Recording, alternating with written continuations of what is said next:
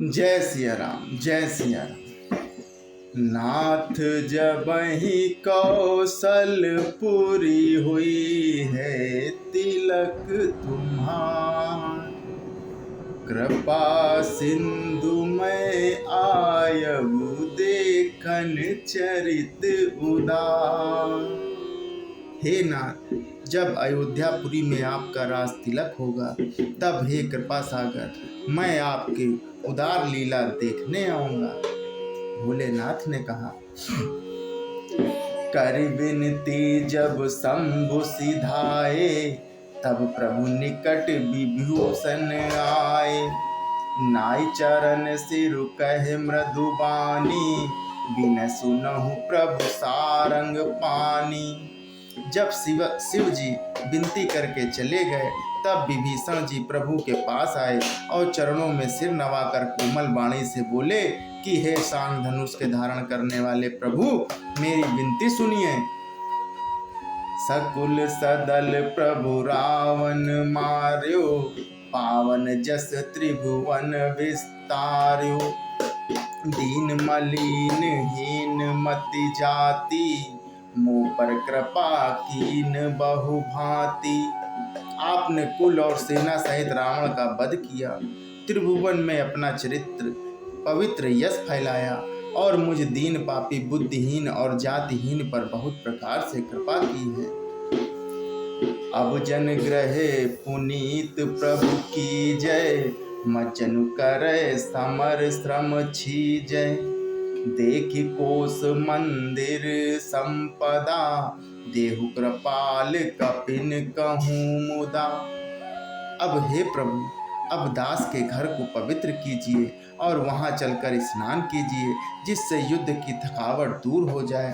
हे कृपालु, खजाना महल और संपत्ति का निरीक्षण कर प्रसन्नता पूर्वक वानरों को दीजिए। सब विधिनाथ मोहि अपनाई, पुनि मोहि सहित अवधपुर जाई।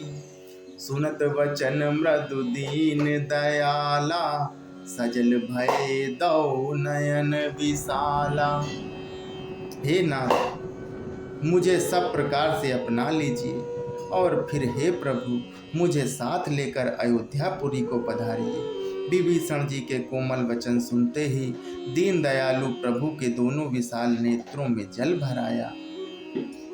तोर कोस ग्रह मोर सब, सत्य वचन सुनु भ्रात।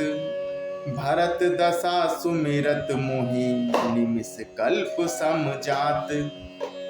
श्री राम जी ने कहा कि हे भाई सुनो, तुम्हारा खजाना और घर सब मेरा ही है, यह बात सच है। पर भरत की दशा याद करके मुझे एक एक पल कल्प के समान बीत रहा है। तापस वेश गात कृस, जपत निरंतर मोहि। देखौं बेग सो जतन करूं, सखानी हो रहूं तोहि।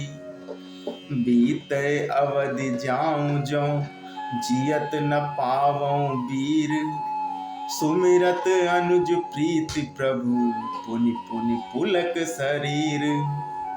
करहु कल्प भरि राज तुम, मोहि सुमिर हो मन माही। पुनि मम धाम पाहियऊं, जहाँ संत सब जाही। तपस्वी के वेश में दुबले शरीर से निरंतर मेरा नाम जप कर रहे हैं, और हे सखा, वही उपाय करो जिससे मैं जल्दी से जल्दी भरत को देख सकूं। मैं तुमसे अनुरोध करता हूँ, यदि अवधि बीत जाने पर जाता हूँ तो भाई को जीता ना पाऊंगा।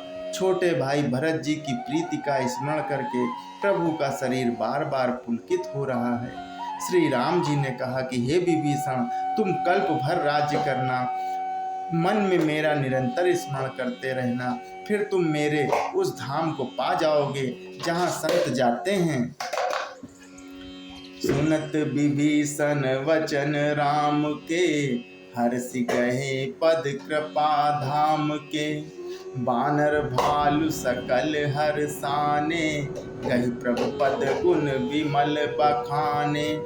श्री रामचंद्र जी के वचन सुनते ही विभीषण जी ने हर्षित होकर कृपा के धाम श्री राम जी के चरण पकड़ लिए। सभी वानर भालू हर्षित हो गए और प्रभु के चरण पकड़ करके उनके निर्मल गुणों का बखान करने लगे। बहुरि विभीषण भवन सिधायो, मणिगण वसन विमान भरायो। लय पुष्पक प्रभु आ गए राखा, हंसी करि कृपा सिंधु तब भाषा। फिर विभीषण जी महल को गए और उन्होंने मणियों के समूह, रत्नों और वस्त्रों से विमान को भर लिया। फिर उस पुष्पक विमान को लाकर प्रभु के सामने रखा। तब कृपा सागर श्री राम जी ने हंसकर कहा कि चढ़ विमान सुनु सखा विभीषण, गगन जाई बरसों सट भूषण। नभ पर जाई विभीषण तबहि, बरसि दिए मणि अंबर सबहि। हे सखा विभीषण सुनो, विमान पर चढ़कर आकाश में जाकर वस्त्रों और गहनों को बरसा दो। तब आज्ञा सुनते ही विभीषण ने आकाश में जाकर सब मणियों और वस्त्रों को बरसा दिया। जय श्री राम, जय श्री राम।